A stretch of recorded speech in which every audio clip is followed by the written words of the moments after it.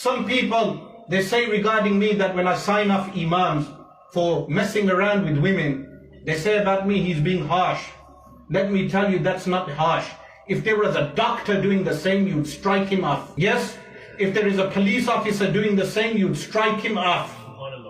An Imam only has access to women because of his position. Otherwise, some of their faces are so ugly a woman would not even approach them. They use their position and misuse their position. When they abuse their position, then they should be struck off if they mess around with women or children. Because of what? Of zina. Totally prohibited. Remember, with the public eye of rahmah, if there's a man, he does zina, you cover his sin, you say, look, you made a mistake, do tawbah for your sin. Similarly, a lay person, he does a different thing, you say, do tawbah for your sin.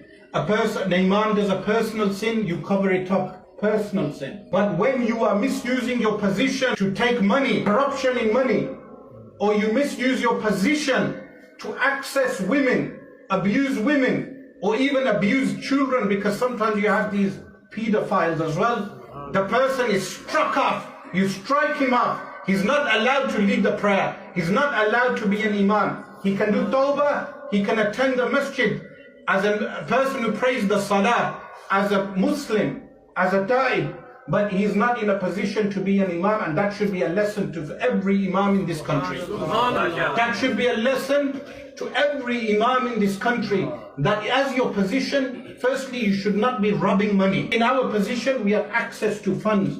People give money. Similarly, people have access to women and children, but there is something called safeguarding. So if the imams are not following those guidelines, then how do we expect the ummah of the Prophet ﷺ to be victorious? If the imams are not acting on those guidelines. This is not in reference to personal sins. For instance, the imam drank a can of Carlsberg privately.